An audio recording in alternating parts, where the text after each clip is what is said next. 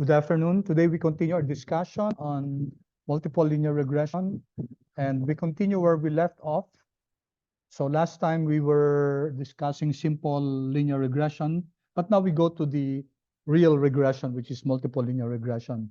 We're going to use the same packages that we were using, readr, ggplot2, dplyr. This all come from the tidyverse package. Also, we use Psych, Pastex. I think we also used Broom. Okay, I forgot to put Broom here. OLSRR, Stargazer, and JTools. Okay, these are the packages that we're going to use today. So let's make sure that these are loaded. You can use the Pacman package to payload this. In case it's not yet installed, then it will automatically install. Okay, or you can just use the regular library require functions. Okay, so let me load it. And then I have already the wage data set here. Let me see, is it here? Yeah, it's here, wage. Okay. So I'll give you a few seconds. If you have the wage data set already installed, may I have your tab, please? Yes.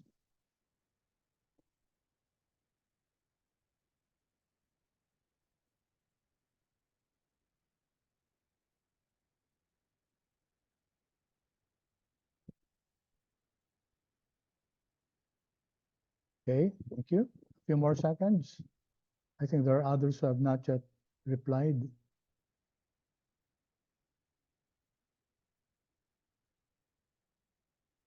Okay, thank you. All right. So uh, we already learned how to load a particular data set. Make sure that it has been loaded in your R project so that you don't have to identify the file location of the data. Okay, so last time what we did was to examine the data. Okay, you know what this will do. Viewing the data set will quote unquote print it in our tabs here. Let me just run that. So this is our data set quick review. It consists of 8 variables, okay, 3 of which are categorical and 5 are numeric.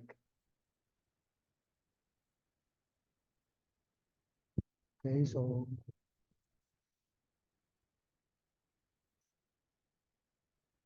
all right, the structure class of the data, this is also important.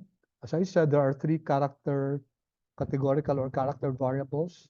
And technically, we said these are factors because these variables can be used as a classifier. Say, for example, race. What are the levels of race? We check. Table of the wage data set, and then race. We can see here the levels of the race variable. So there are 2 levels, non-white and white. So you can do the same thing for the other 2. We have done it in the past. I will not bother with that. So the structure is very important because it tells us about the type of data that we have. It's a data frame. Okay, it's a special table data frame, otherwise known as a table. Okay, we can see here the type of data. Education, it's numeric, it's double. For race, gender, civil status, it's character, etc. I won't anymore discuss this because this one we have discussed before. And the summary class, as a way of review, any numerical variable will give us the minimum. This is a 0th percentile, the first quartile, the second quartile, the third quartile, the minimum and the maximum, and also the mean here. The categorical variables, of course, there are no descriptive statistics for them. We only have the count. Okay, so that's what the summary function gives us. All right. Then we looked at this before. Look at the descriptive statistics. So I will not anymore discuss this with you. Okay. So we said that in a linear regression model, the assumption is that your independent variable and your dependent variable are highly correlated. We would want that. Otherwise, there's no sense in creating a regression model when your dependent variable or your response variable is not correlated with your independent variable. Here, we created this object called wage1, and we subset our wage data set by removing the 4th to 6th column. The 4th to 6th column, this one, 4, 5, 6 are your categorical variables. We said that if we're going to create the pairs.panels from the psych package or the ggally from the ggpairs from the ggally package. Okay, my question is, did I include ggally here? I don't think so. So, okay, anyway, I gave the name. Okay, so this will run ggally. Sorry, wage1 I haven't created. Wage1, and then ggally. This is just a review class. I'm sure you have this already in your notes. Okay, and we can see here that of the this is our independent variable hourly wage. Of the predictors that we're going to use, education is the most correlated. It has a correlation with hourly wage of 0.4. The next is tenure. Okay. The least correlated is your number of dependents. It's negatively correlated. Okay. So this is our GG pairs. So we said last time that if we're going to just create a simple linear regression, then the best predictor most likely will be education. All right. So this is what we generated last time. We said that the LM function, this is the cornerstone of linear regression in R. Use the LM function. This is the dependent variable associated with your education tilde, and then we define the data. And then the summary of the object mod1, which we created, will give us this one. Okay. And we can see here that education is significant, statistically significant. At 0.44, this means that for every 1 year of education, 1 year increase in education, hourly wage increases by 0.54. And since hourly wage is in dollars, then this means that hourly wage increases by $0.54, ceteris paribus, all things being the same, which means that if there are other variables here, independent variables, you're not going to increase it. It's only education that's going to be increased by 1. And that will result into an increase in hourly wage by 0.54. And this figure is statistically significant. Okay. On the other hand, intercept, which is negative 0.9, is not statistically significant. However, we still include it in our model. And we learned how to write the model for this. The model is hourly wage is equal to negative 0.9T 485 plus 0.4541 times your education. Okay, and we looked at this last time. Here we have the residual standard error, which is just like the standard deviation of your residuals. It's 3.378. The lower the standard error of the residuals, the better is the model. On 524 degrees of freedom, where did we get the 524 degrees of freedom? Okay, it's n minus k minus 1. N is the number of observations, which is 526. Okay, and then minus k. K is the number of predictors, and we only have one predictor here, and then minus 1. So 526 minus 1 minus 1, that gives you 524. And then below here, you have your multiple R squared and adjusted R squared. Okay, so we said that what's relevant for us is the adjusted R squared.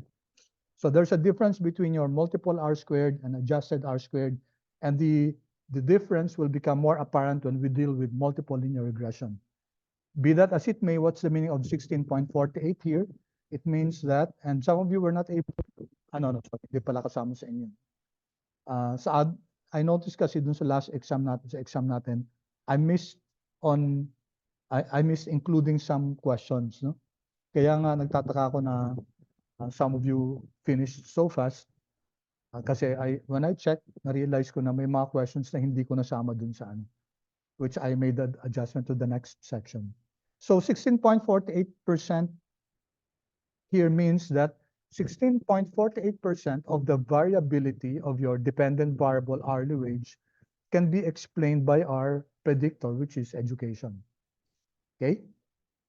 And you can see here the F-stat, 103.4. Degree of freedom 1 is the number of predictors, which is only 1. Degree of freedom 2 is n minus k minus 1, which is the same as this one. And we need these 2 degrees of freedom to compute for your F-stat. And your F-stat class tells us about the goodness of fit. So overall, is the model able to explain your dependent variable? The answer is yes, by virtue of the p-value. And we said that this one has a null hypothesis. No? What's the null hypothesis of that? The null hypothesis is all your predictors is equal to, so let me just use my digital pen.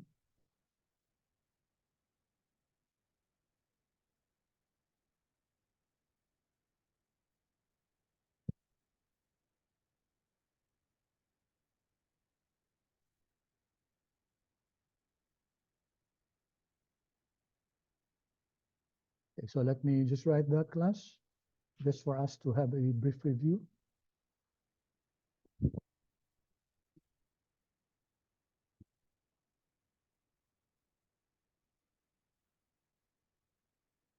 Okay, so the null hypothesis for this one, for your F-stat, so this is coming from your ANOVA, analysis of variance.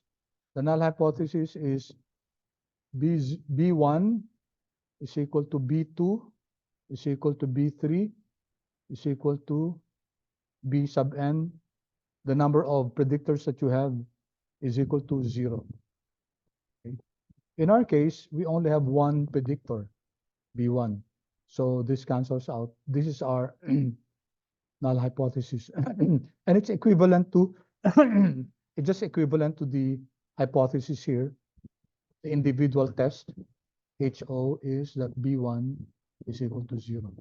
So for a simple linear regression, your individual t-test and your goodness of fit f-test will be the same.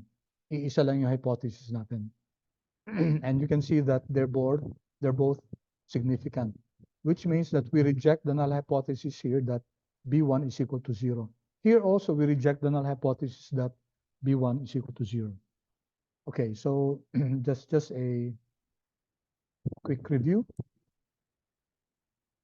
All right. Okay, so one last thing. We said that mod 1 is mod 1 object. If we take a look at this one, it's a list. Okay, it contains many elements, and it tells us that there are 12 elements here. And we can actually know the elements in mod 1 if you use the names function. There you go. So this is the 10th call, 11th, and the 12th. So there are 12 elements for this object mod 1. You can, for example, get the coefficients by using the name of the object mod 1 and then dollar. You know how to do this, class? Okay, so those are the coefficients. You can also get the residuals. So for the residuals, there will be 526 residuals because there are 526 observations. Each observation will have their own residual. And there will also be 526 fitted values. Okay, now this one I didn't discuss last time, but let me just introduce that now. So this is your Akaike. Akaike. Information criterion.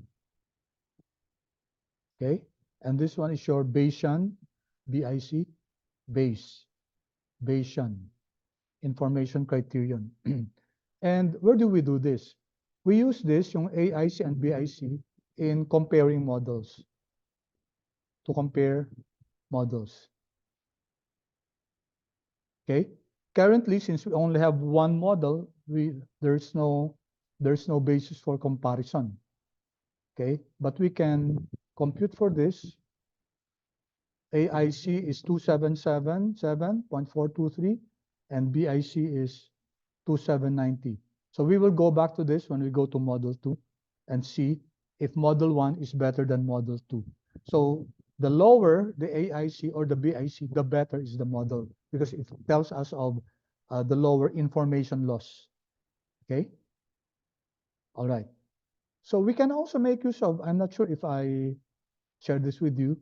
Did I share the JTools package with you, class? And the sum function?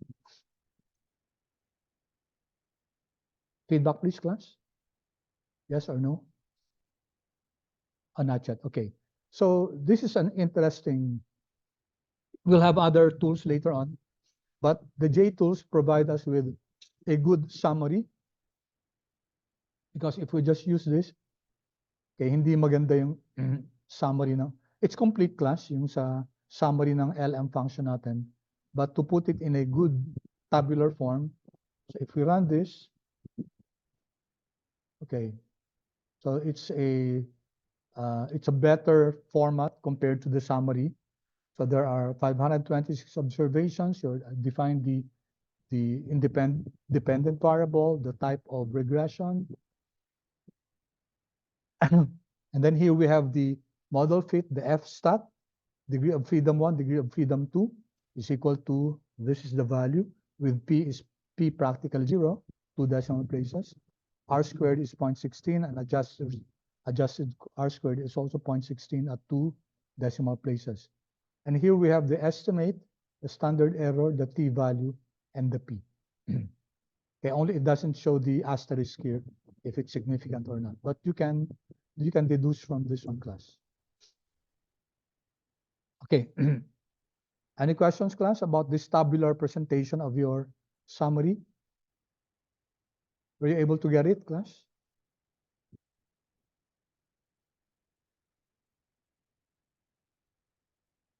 Kindly chat, please, if you were able to get the JTools package, the sum, double M, sum function of our object model 1. Okay, there are other better summary tools out there, which I'm going to share with you, but this is quite a simple, very basic way to present your output in a tabular data. All right, so last time we also made use of the augment function coming from Broom. Okay, so here I'm creating this object mod.1, so residual. Okay, mod.1 recede. We're going to use the Broom package to and use the augment function. Okay, and let's see what happens to this one. Okay, so we have here some summary stats about the residuals. Okay, we have here the dependent variable, the independent variable. This is the predicted value. Okay, this is what you'll be getting if we use the equation hourly wage is equal to negative 0.9 plus 0.50 something times education. This is the residual. Okay, this one, class, we're going to discuss the use of that in the future. This one's most important for us, the Cook's distance, because it tells us about influential points.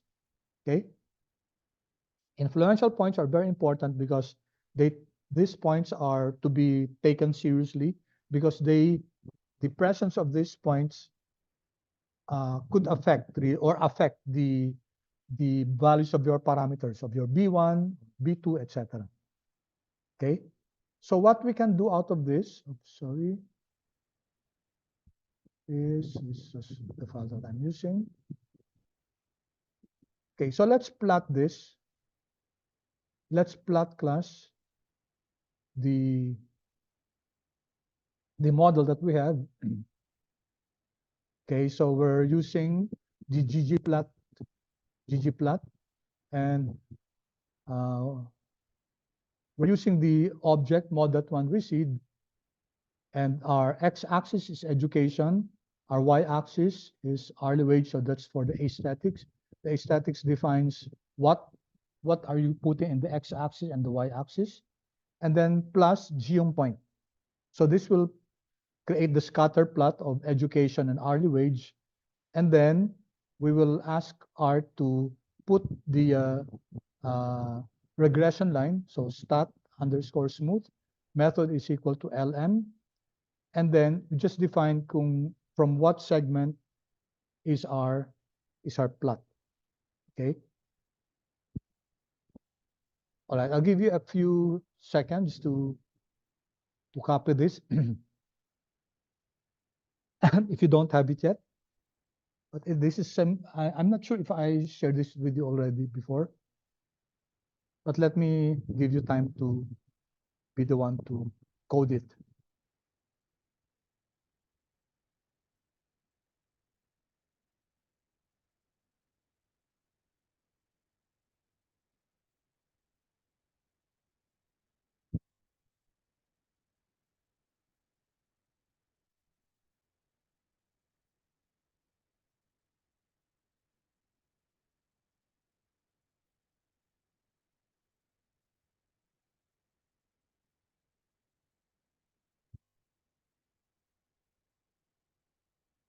Let me run this.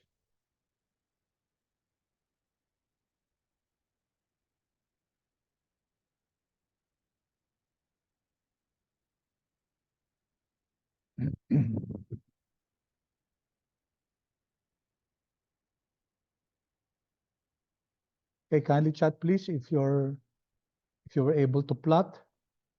We're going to show there the residuals. Okay, thank you, Kuna.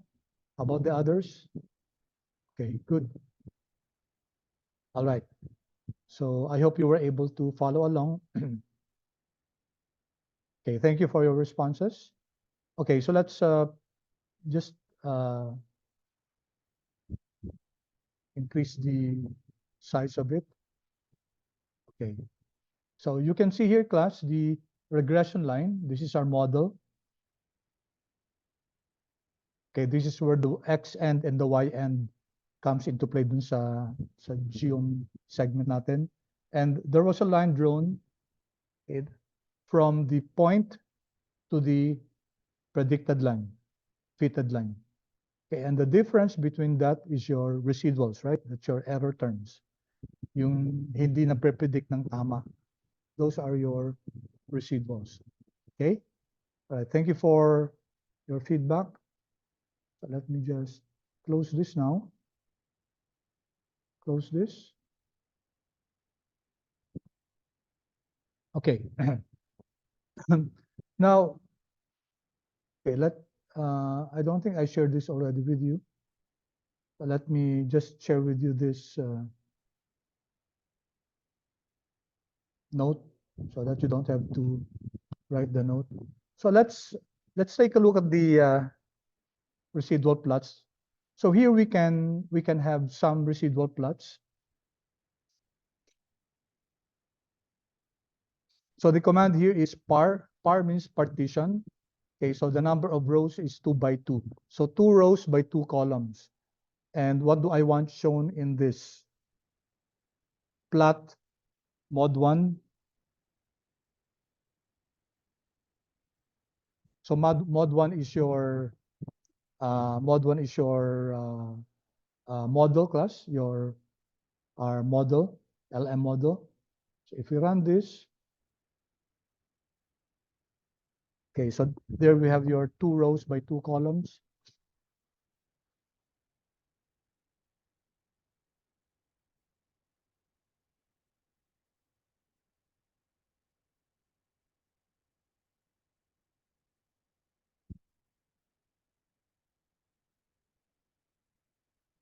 Okay.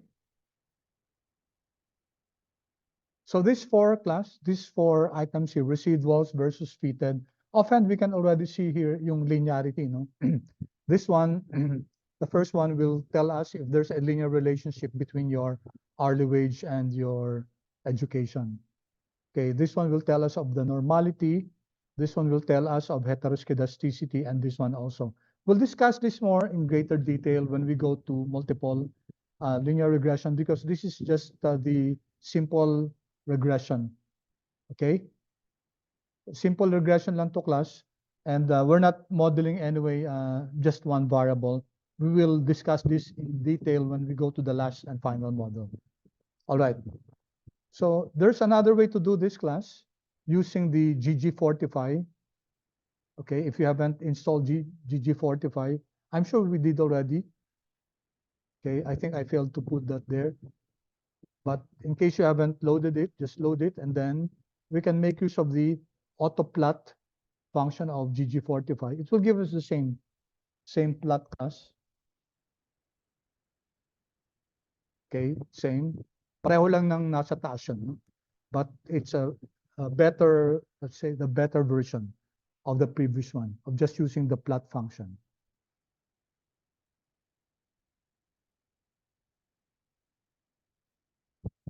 Okay, actually here, class, okay, let's see. Which is equal to 1. Let me see. Okay, so you can identify, class, if you want just to plot the first one, so you can add here which is equal to 1, or you can here add which is equal to 2. It will give us a different plot. Okay, which is equal to 3. Actually, there are 5 plots here. I run this, which is equal to 3. So this is the third one. And there is the fourth one and the fifth one. Although it does not show if you just run plot. So this is the fourth one. This is not, you cannot see this class in the plot function. If you use just plot and mod 1, this does not appear. And the last one, the fifth one, okay, is this one. Okay, so there are actually 5 plots here. A while ago, we just used the control X. Okay, so I'll just comment this out. And notice, class, if you run this, it will give us the 4. Okay, now even if I change this, let's say 2 rows and 3 columns, this one, so it should include 6, right? But if we run this, okay, 4 pa rin, no? I haven't really deciphered how to include the fifth one, no? I already modified the number of rows and columns, but still it did not plot the five plots. Now, even if I write here, which is equal to all, okay, oops, this is text, I'm not sure, all but, let me check plus, if it should be character or,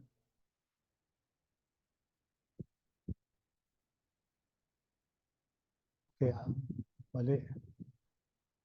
Ayaw niya. Must be 1 to 6 daw. Kung tanggalin ko yung ano, all, ayaw pa rin. Okay, if I put here 1, let's see if this will work.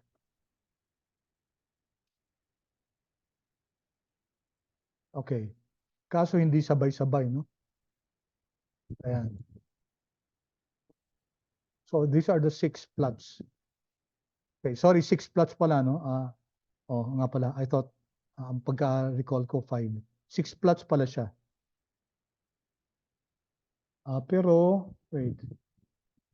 Fox distance leverage ito. Okay, iba. All right, so there are 6 plots that can be generated from the plot function. If you plot the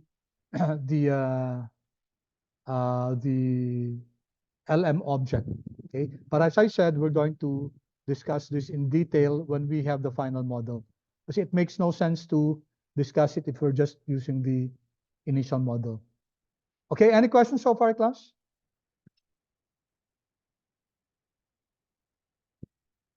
And may I have your confirmation if so far clear yung discussion natin? We're just postponing our discussion on this one because we said that it's not enough for us just to write the model. It's also important for us uh, to study to diagnose the model there if it's okay. All right. How about the others? Am I going too fast? I'm going a bit fast class kasi ano naman yung parang review na lang yan. Okay, so let's now go to the real deal, no? Yung multiple linear regression. So first we created model 1 and then we used the LM function. This time we're going to regress hourly wage associated with all the variables. So if you recall, yung wage natin, there are 7 predictors, di ba? Education, experience, tenure, race, gender, civil status, number of dependents. 1, 2, 3, 4, 5, 6, 7. 7. And then we identify data is equal to wage. All right? If you recall, class, yung class ng ano natin, so wage, class ni wage, dollar, race, no? Ano ba yung class ng variable na to? It's a character variable. Okay, so the question for us here is, can we use a character variable as a predictor? Okay, so let's check. Let's check if we can now use, okay. So same syntax, we're just adding plus, plus, plus all the variables, okay? And saying data is equal to age. So let's run this. Okay, tell me class what happens when you run that.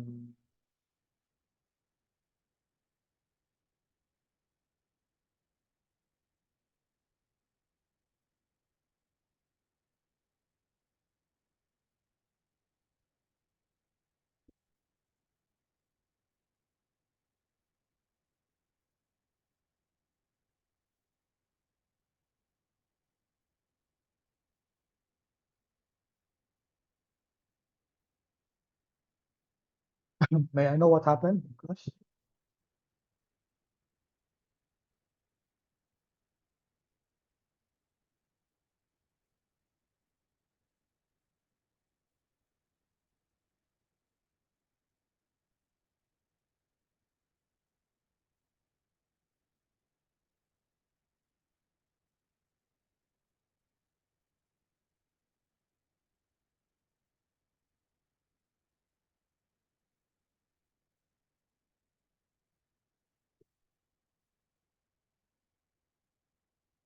Anybody?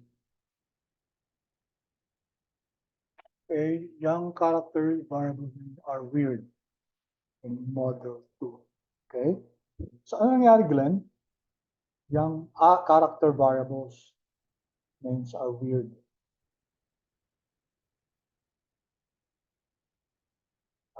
Could you show it, Glenn, please? And I'd like the others also to comment. Is it okay, Glenn, for you to share what the result was?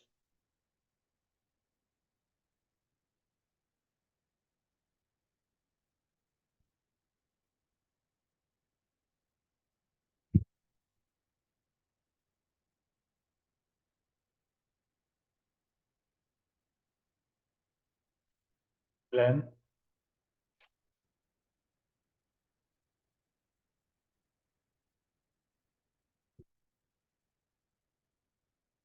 Glenn, can you hear me?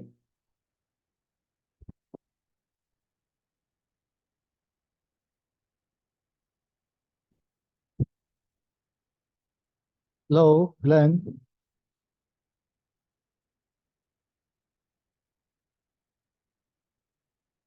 Okay, class, who would like to share? May I see your output, class? May you see the result of your model 2? Anyone, please?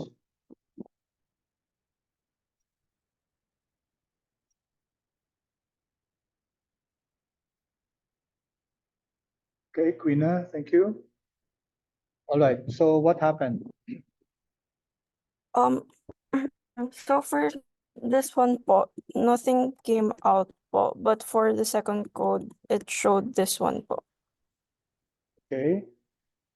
All right. So for the first one, nothing? Nothing po, sir. It doesn't work po. Hindi, summary ka. Kasi Ah. wala, pero tingnan mo sa object sa ilalim. May ano ba? Sa environment mo, is there a model 2? Yes, sir.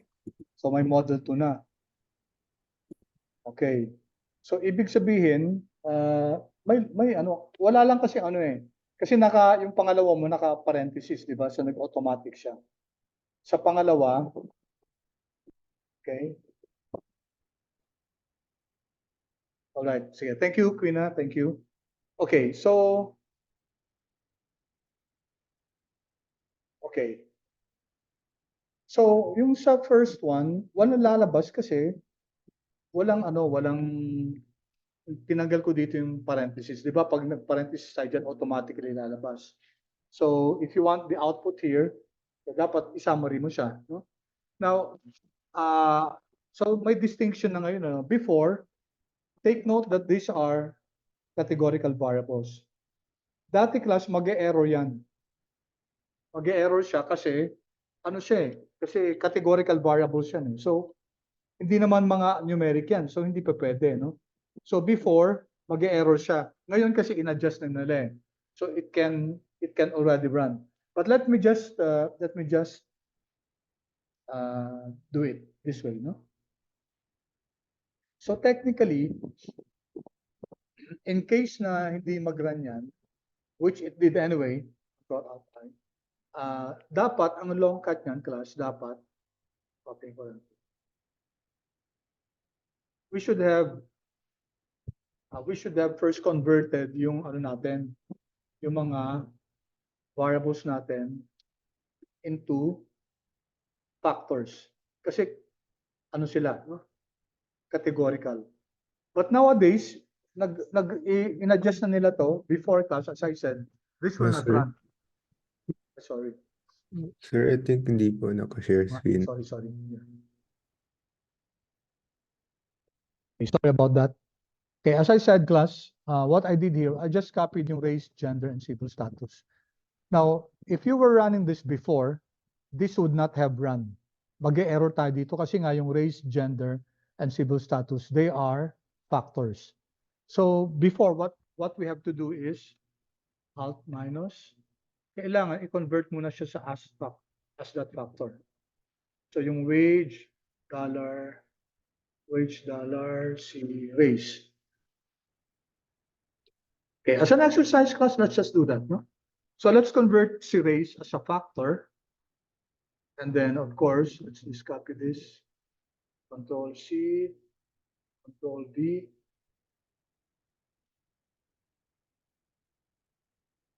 Dollar.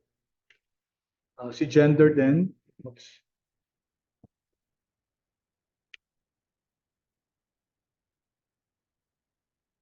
And then also with wage, dollar, civil status. Okay. This was the way to go about it before. And I'm just introducing this to you so that alam nyo kung paano mag-convert into a factor. So as that factor. So if you run this class, okay, and let's now check, for example, structure ng wage. Tingnan natin structure ng wage. Can now see that. Bakit character pa rin? Hindi ko pa pala pinunsan. I haven't run this. Control, enter. And then, structure ng wage.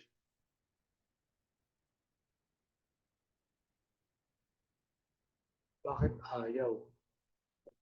Ba't character pa rin siya?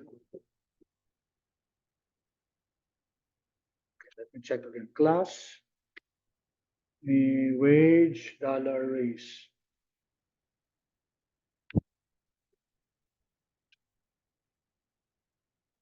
Okay, character. Ay, sorry, mali, class mali. Sorry. Ay.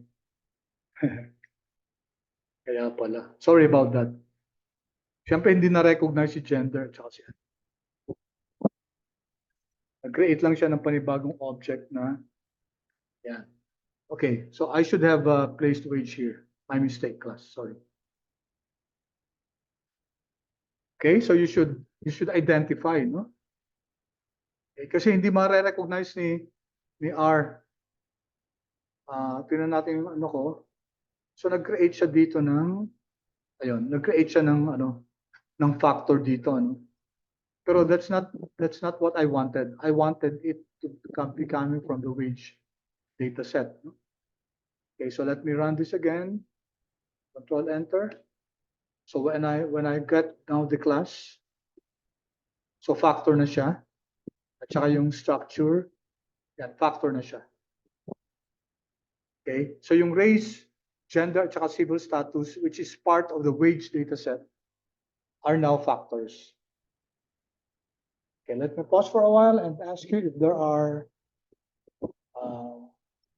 clear ba? If any questions, any clarifications, class?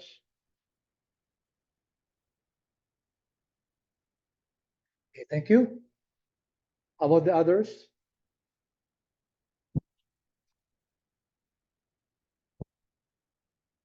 So this might come in handy in the future class because there are some functions that will not run if you're involving a categorical variable that has not been converted into a factor. So magandang practice naman yan na kino-convert natin sa factor. All right.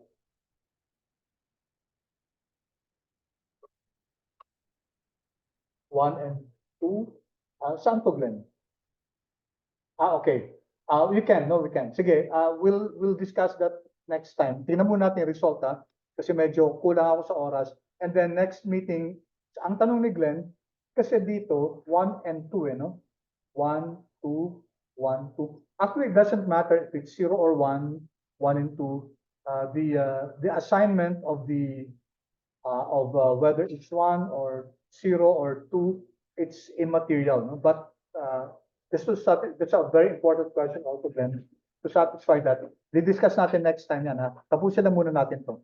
Kasi very important tong discussion natin ng output, no? ng regression natin.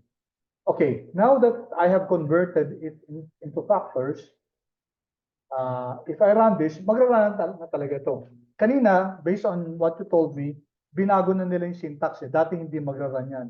Ngayon magra-run na siya. No? Okay, so I now have here, I have now here, okay, model 2. Yan, dyan yung model 2. List of 13 siya. No? List of 13. All right, now itong long code na to, class, it can be replaced by this one. No? Mod 2 and then LM, hourly wage, regress on. The dot here indicates that you include all the variables. Okay? So kung kasama lahat, you can use this. That, pareho lang makukuha niya. Okay? Data is equal to wage. Okay, so let's now go to the summary. Let's print the summary class, summary model 2. Okay, here we go. Okay, so hourly wage regressed on education, experience, tenure, race, gender, civil status, number of dependents. Data is equal to wage. Then we also have the receivables here. And we now have the statistics for our parameters. So first is education, 0.57. And it's statistically significant at 0.1%. Then we have next is tenure. Then we have, so meron ditong gender, male, civil status, single, number of dependents. And then this one is experience, is a dot. What's the meaning of dot here, class? the dot there. Yung sa experience, ano ibig sabihin nun? Anyone, please?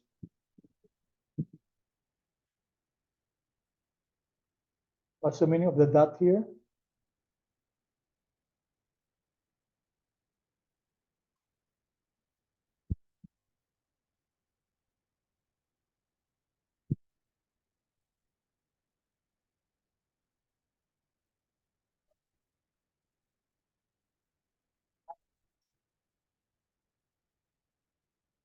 Class, anyone? The dot here, the single dot, what does that mean?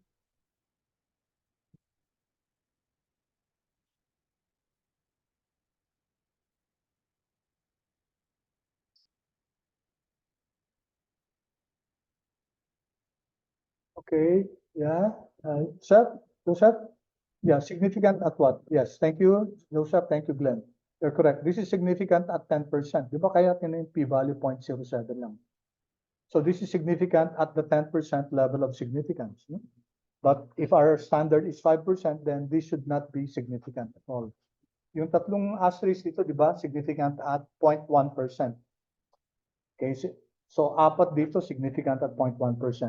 Okay, so let's now take a look at the meaning of the parameters. Ito yung pinaka-importante sa atin. So sa education class. For education, what does this tell us?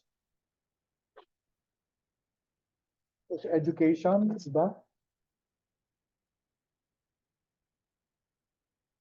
Education. Ito. It's 0.57, 0.75. And the p-value is 11.034, and the p-value is less than 0.00 something. No? So significant at 0.1%. So this is statistically significant, and this will form part of the equation. This one, experience, to be very strict about this, hindi siya sasama, no? Kasi insignificant siya at 5%. Tenure is significant, no? So kasama sa equation yan. Now take a look at this. Si gender, male, significant din. Pero si civil status, ay yung race pala, no? Si race, class, 0.10 yung value, 0.11, hindi siya significant. So si civil status, hindi rin significant. Si number of dependents, hindi significant. So of all the 7 variables, class, ang significant natin si education, si tenure, si sino pa? Si gender,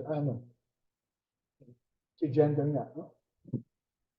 So tatlo, tapos 4 yung hindi significant. Okay, so strictly speaking, class, tatlo lang yung variables natin na papasok sa model natin, no? And you know how to write that equation, di ba? Hourly wage at sub I is equal to, kasama muna si intercept, negative 3.39 plus 0.57 times experience plus 0.138 times tenure, and then plus 1.76 times gender. Okay, kasi ang variable natin gender class. I'll explain this in a while. All right, so let's go to the definition of this. Education class. Ano ibig sabihin nito? For every one, ang dimension ito year, no? For every 1 year increase in education, there's a corresponding $0.5775, okay, increase in hourly wage, ceteris paribus. So always put there the ceteris paribus. Ano ibig sabihin ng ceteris paribus? All things being the same. Ano ibig sabihin nun? Kasi we're changing education by 1 year, di ba? So ito lang yung ini-increase natin ng isa. The rest should remain the same. Huwag mong dadagdagan sa experience, sa tenure, etc. Only education should be adjusted by 1 year. Or if you want the reverse, you can reduce education by 1 year, then hourly wage will decrease by 0.57. Okay, so that's the meaning of this one. How about experience? Assuming this is significant, no? So for every 1 year increase in experience, so year din to, no?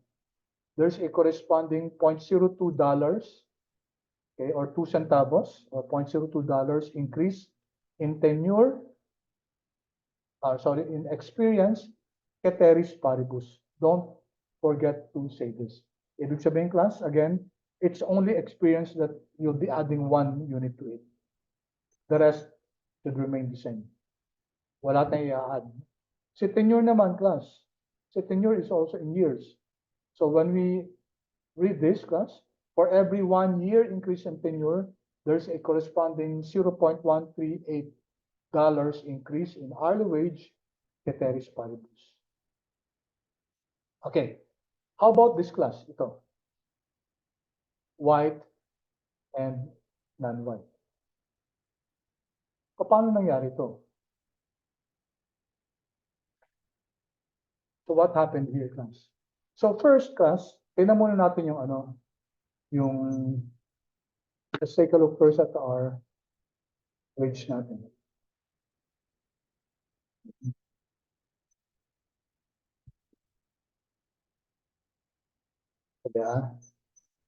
Okay. I guess I will have to close this first, no, class? Sorry, Okay. Tuloy ko muna yung drawings kasi kailangan kong pumunta dito sa wage data set natin.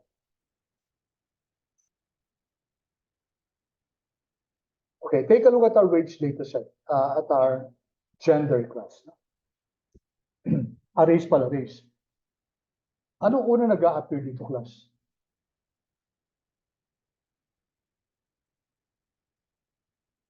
Alphabetically, non-white to, at saka white. So what happens, class? Ano mangyayari? So alphabetically, mauuna si non-white kaysa sa white. So kung sino man alphabetically mauuna siya, yun ang magkukuha ng value ng 1. And then si white, since siya na yung huli, relative to these two class, siya na yung magkukuha ng value ng 0. Okay. Now, ang question dito, class, this is a factor. No? Factor. So, we will have to introduce what we call dummy variables. So, this is what's happening when you have a factor, class. Yung ano natin, mako-convert into a dummy variable. Ang tanong, ilang dummy variable? Okay, the number of the dummy variables will depend on the number of levels and then minus 1. Number of levels minus 1. Yun ang number ng dummy variables. Okay, illustrate ko to yung race. So, ilang levels si race? 2. Non-white at saka white. Okay? So, ilang dummy variables ang i-introduce ko kay race? The answer is the number of levels, which is 2 minus 1 is equal to 1. So, I'm just going to introduce 1 dummy variable kay race. Paano yun? Ang gagawin natin dito, so si race, okay, magre-represent sa kanya, class, sabi natin, si white magiging 0. So si race, ito magiging 0 to, 0, 0, 0, 0. Lahat ng white, class, 0. Tapos lahat ng white, non-white, 1. Okay? So how many dummy variables are there? Isa lang. Lahat ba ng levels na capture? Yes. Bakit? May white ka ba dyan? Yes, yung 0. May non-white ka ba? Yes, yung 1. Okay? So all values are accounted for. Okay, now let me introduce to you what if, kunyari, ang natin, variable natin, year level. So year level tayo. Year level, okay? So ito yung mga, kunyari, ito yung mga responses natin. Sophomore, pros, ito kunyari mga, natin, date natin, no? Tapos senior, junior, senior, sophomore, pros, etc. So this is your data. No? Now question, Paki-chat nga please kung ilang levels yan. How many levels do we have there? Come on, class. How many levels?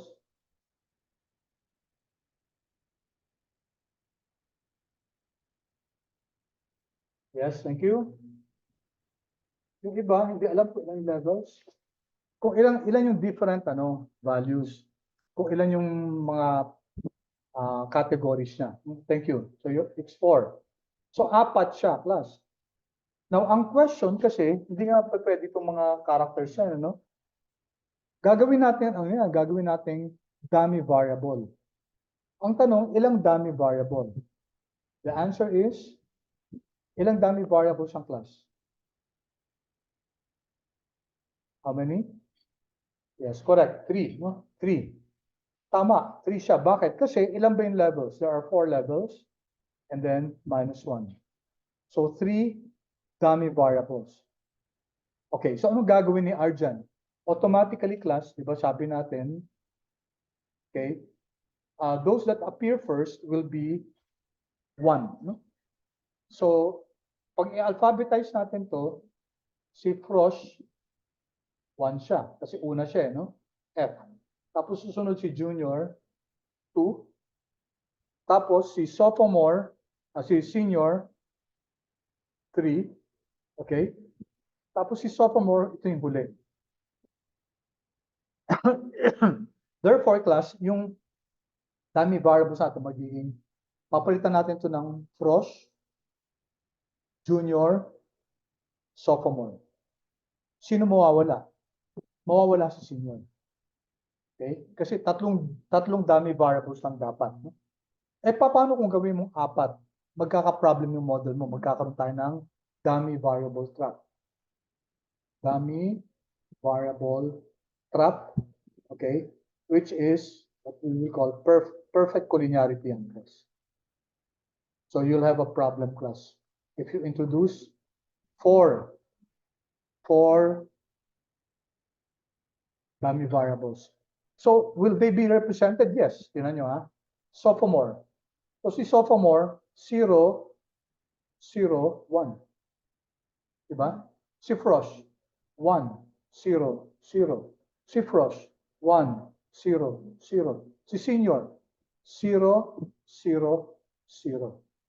Junior, 0, 1, 0, 0, 1, 0, etc.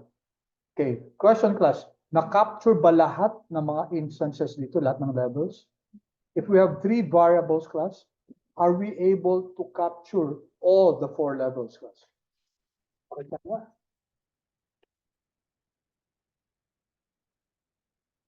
Yes or no, please?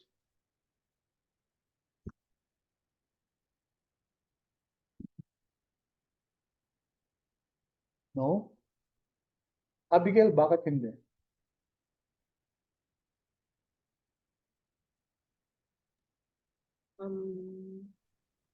I think sir, because it's just either 0 or 1, tapos yung score of them. So it's hard to identify Hindi. which No. in which. Tingnan mo to ha. Pag nabasa ni Arton 001, sino yan? 0 sino?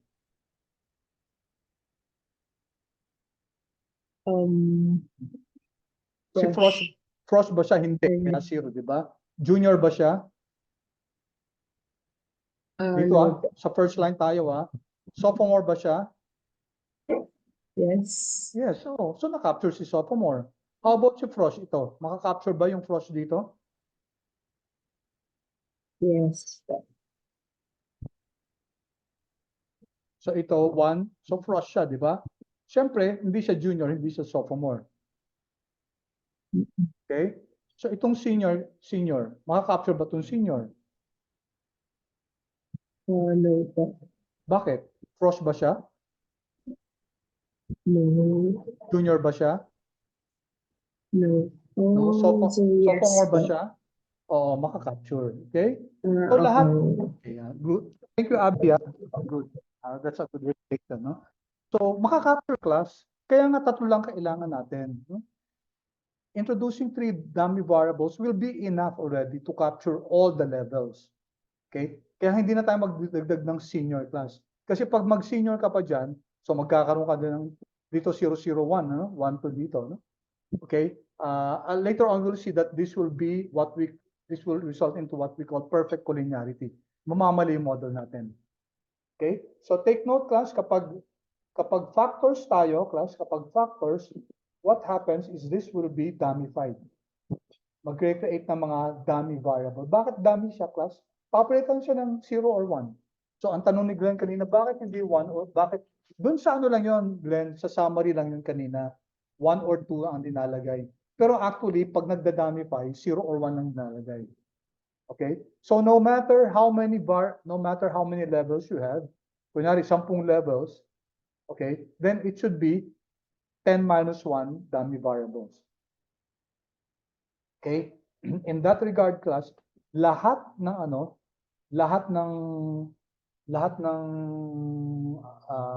levels will be accounted for. Okay? So sige, let me go back. Remove this.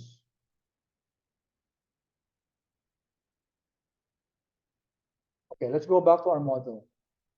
Okay, let's now interpret this. Dito na tayo sa pag-interpret ng saan yung pen ko.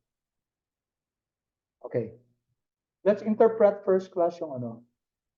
Dito muna tayo yung significant. Ito. Itong gender male. Okay. Bakit class ang nilalagay dito? Gender male. Gender male. Ano ba yung mga levels dito, class? Female, tapos male. Diba, class? Female, tapos male. Right? Now, sino magkakaroon ng value ng 1 dito? Si female o si male?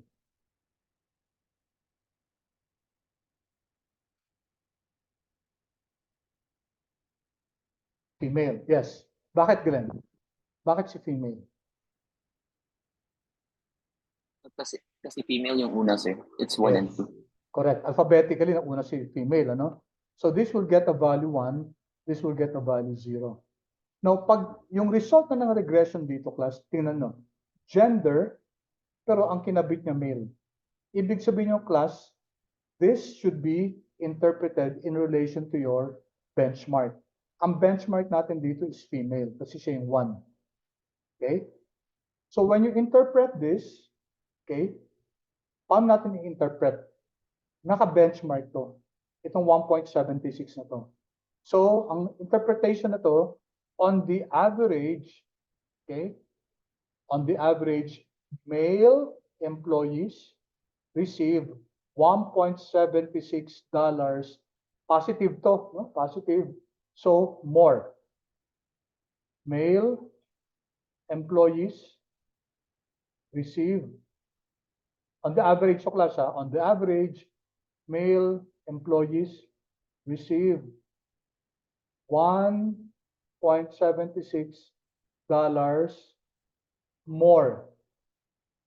more than their female counterparts, ceteris paribus. Okay? So that's how you read this, class, no? Yung mga factors, class, is always read in relation, in comparison with the benchmark. The benchmark are those that appear first, no? Siya nag-appear first. Okay? All right. Let's assume, class, that this is, assume natin na significant to. No? So how do we read that? Again, tingnan natin levels, non-white, at saka si white, di ba? Sino dito yung reference? Ang reference dito is non-white. Di ba? Ito yung reference natin kasi alphabetically una siyang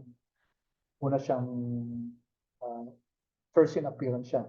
So, ito, si R nga, pinapakita na yung how to interpret this.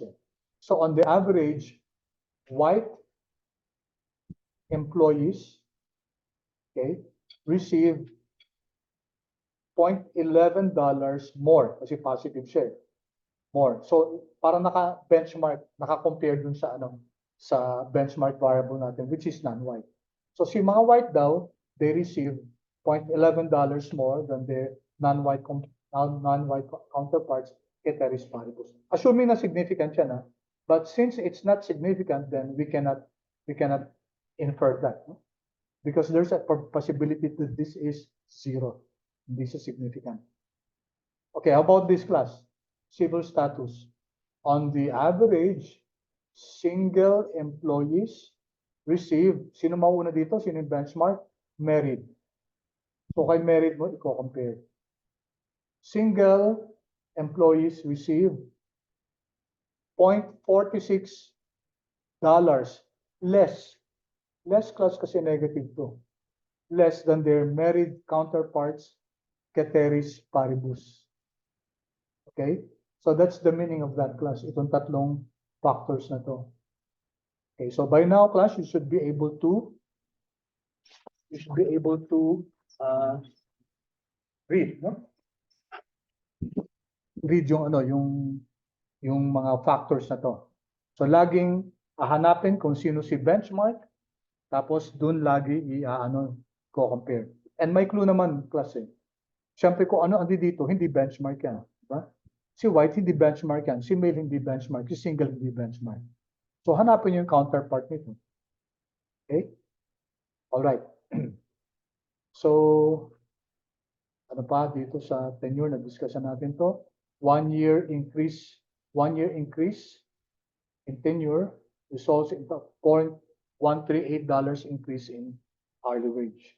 Si number of dependents naman, for every increase of one dependent, okay, kasi siyempre mga tao to, no? Increase of one dependent, there is a corresponding $0.147 increase in hourly wage, ceteris paribus. But of course, it's not significant. Okay, let me pause for a while. Are we clear so far, class? Paki-confirm naman kung naiintindihan, kung okay so far, kung clear, o may questions kayo, class?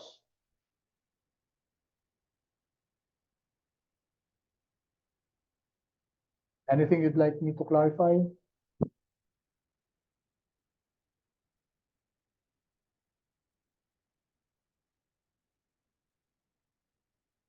Feedback, please, class, so that we still have more minutes. Let's maximize that. Okay, no clarification, class? Don't be ashamed to ask clarifications.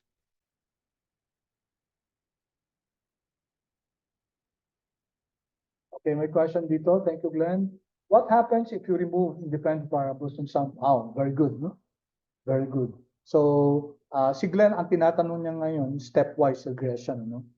Yeah, that can happen kasi kunyari kung meron kang hindi nalagay na independent variable, tapos yung iba naging significant. Lalo kung critical yung independent variable na hindi na ilagay, Glenn, okay, magkakaroon tayo ng isang what's the term for that? Magkakaroon tayo ng bias, no? I just forgot the term, pero kalimutan ko yung term. Pag may mga incomplete yung model natin, kunyari dito ang pinaka-critical yung education. Tapos hindi natin kasama yung education. Yun, ang tawag, omitted variable bias. Okay? Omitted variable bias. Okay? So that's why yung mga research sa ganito class, kailangan talagang well done. Kailangan na-aral class yung mga prior studies, na yung mga variables na are important for you to describe, kunyari, hourly wage. So, kunyari, may prior study na nakita na education is strongly correlated, significant predictor of hourly wage. Tapos you deliberately did not include education. Okay? Knowing that education is statistically significant. It's possible that the others here will become significant, but you will have what we call an omitted variable bias. And not the test to class kung meron tayong problema ng omitted variable bias. Kasi may missing na very key independent variable tayo. Okay, we'll study that, no, as we go on. I'll point that out. Glenn, thank you for that question. That's a very good question. Did that answer your question, Glenn?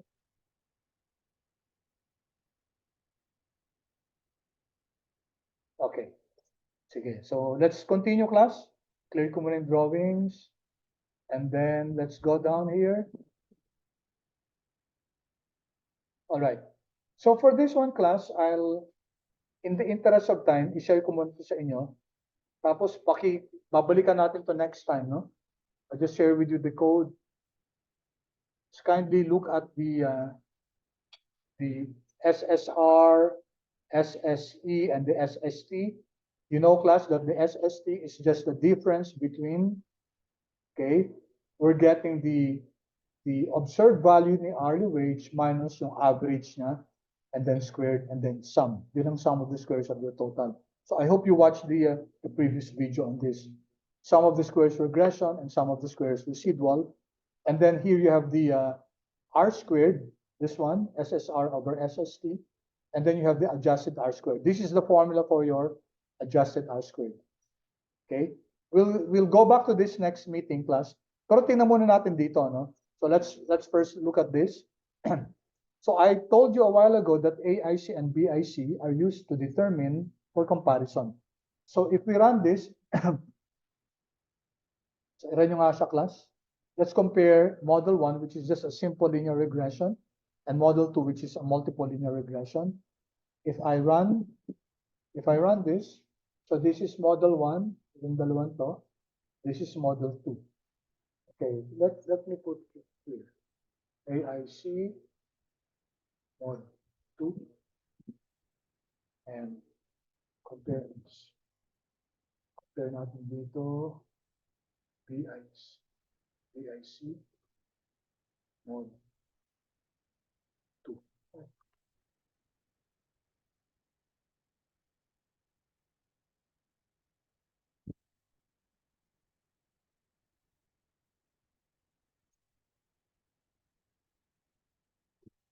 So first, let's compare, class, yung AIC nila.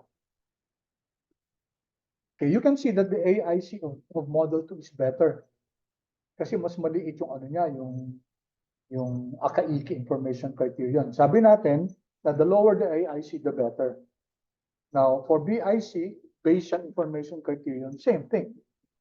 Same thing. Model 2 is better. So based on AIC and BIC, we can say that model 2, the one with more variables, is better compared to model 1. Okay, let's take a look at this one now, class. Okay, ano ang adjusted R squared? Okay, let's take a look at the adjusted R squared. Take note, multiple R squared is 37%, adjusted R squared is 36%. Mas maliit lagi, class, no? Si adjusted R squared. Kasi you're being penalized for adding a variable. But in terms of adjusted R squared or even R squared, which is the better model? Model 1 or model 2?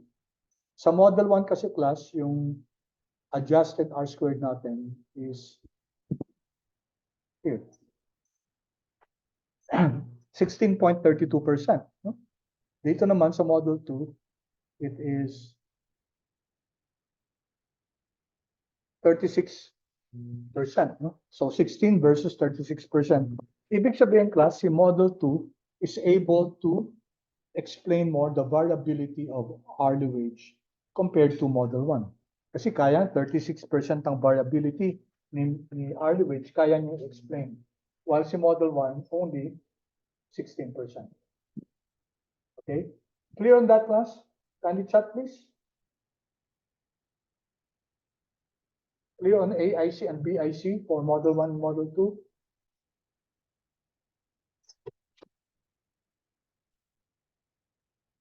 Okay, how about the others, class? Okay. I'm not seeing the others with their comments.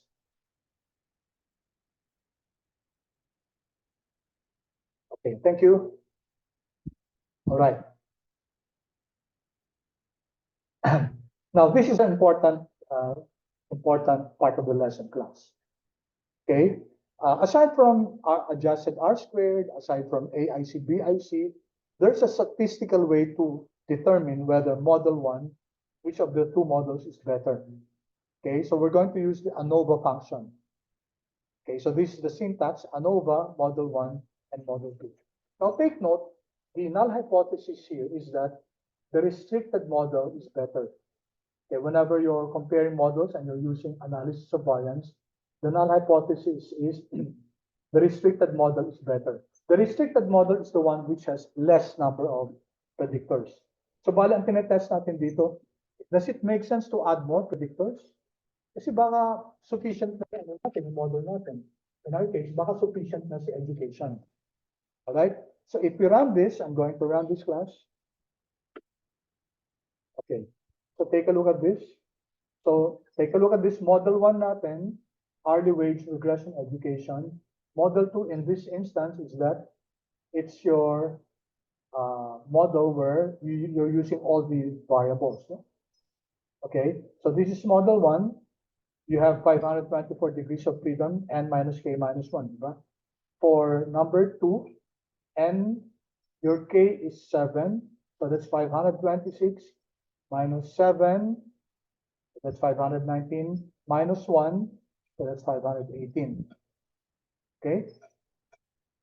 All right. And then you have here the f stat and the p-value.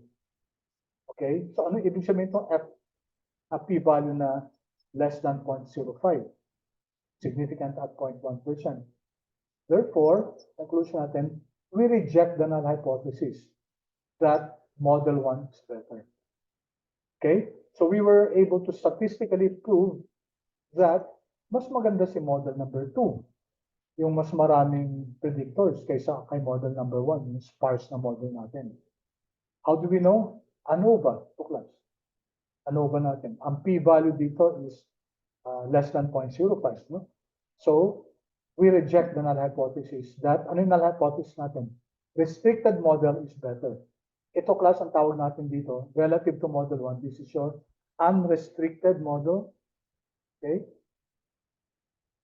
So this model class is your restricted.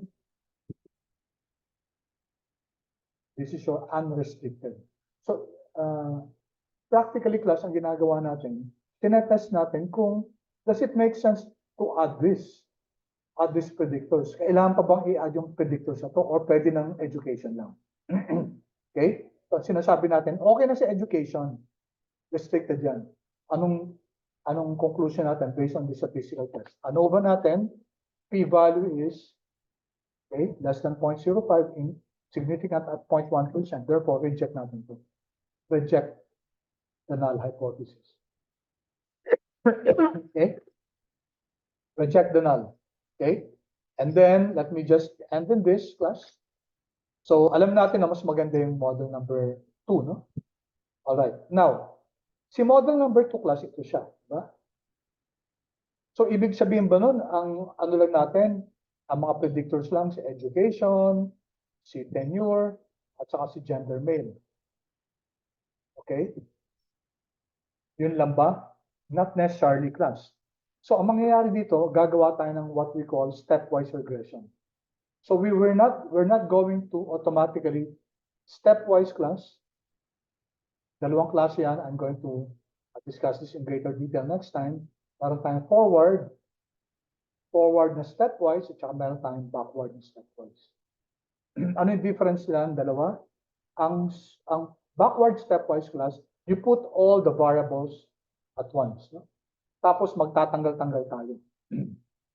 Tatanggalin natin one by one. So hindi natin tatanggalin lahat ng insignificant variables. Ang tanong, ano yung tatanggalin natin? Ang tatanggalin natin is the lowest absolute p-value. Absolute absolute ng p. Here. O kaya, ito sa highest na probability. So dito class, makikita natin na ang lowest na absolute p-value is what? Can you tell me class? What's the lowest absolute na p-value? Chat please. Ano yung lowest na absolute p-value? It's almost time. Tapusin ko na lang itong portion na ito class. The lowest, yes, correct. Race white. No? Ito, class. Lower siya ng p-value to 0.257. Okay, take note class, hindi yung negative, absolute value dapat. So this one, itong raised class, tatanggalin natin yan. Siya lang yung tatanggalin natin. And that will constitute our leaving variable, L-E-A-V-I-N-G. Okay, punta na tayo dito. Balik na tayo sa model natin, dito class. Here, so we're going now here, class. So mag-create na tayo ng model number 3. Okay? Ano yung model number 3 natin, class? Ang model number 3 natin is tanggal na si race. No? So 1, 2, 3, 4, 5, 6 na lang. Leaving variable, lowest absolute value, which is your race. Race variable. Diba? Tanggal na class si race variable. Wala na dito si race. Alright? Or, pwede rin ganito isulat ang class. LM, hourly wage, regression all, minus the race. So, mas maiksitan. But sometimes this might be more advantageous kasi makikita mo kung ano yung mga predictors. Alright? So, yeah, correct? Race white. Okay, i-run lang natin to, then we'll call it a day now. So, model number 3 tayo, no? Run ko to. Model number 3. Tinanggal na natin si race dito. Yun ang unang leaving variable natin. So, model number 3, summary ko siya. Summary. Okay, tingnan natin class ano nangyari. Alright? So, what happened here, class? 6 predictors lang. Wala na si race. Okay, and you notice, class, si educations, highly significant pa rin. Si tenure, significant pa rin. Si gender, significant pa rin. Itong dalawa, hindi pa rin significant. Si experience, at 10% pa rin. Okay? May nangyari ba sa model? Tingnan natin, class, no? Let's see. Aside from the fact na medyo nabago yung mga values, let's see what happened, class. Okay? Overall goodness of fit natin, tumaas ng konti, class, yung adjusted R-squared. Kanina 36.12% yata. Ngayon naging 36.31. No? 36.31.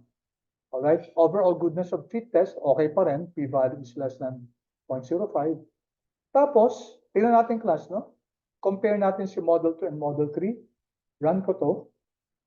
And you can now see that model number 3 has a lower AIC. And lastly, I'll end in this. How about the ANOVA class? Sino yung restricted model natin dito, class? Take note, ha? Okay, malilito dito. Which model is our restricted model? Our restricted model, class, is model number 3. Bakit? Kasi binawasan natin siya ng ano, no? Ng race. So, ang restricted natin si model 3, ha? Ang unrestricted si model 2. Now, kahit magkapalit yung ano niya, class, yung order, doesn't matter, no? I'll run this. Alright, tingnan nyo, class.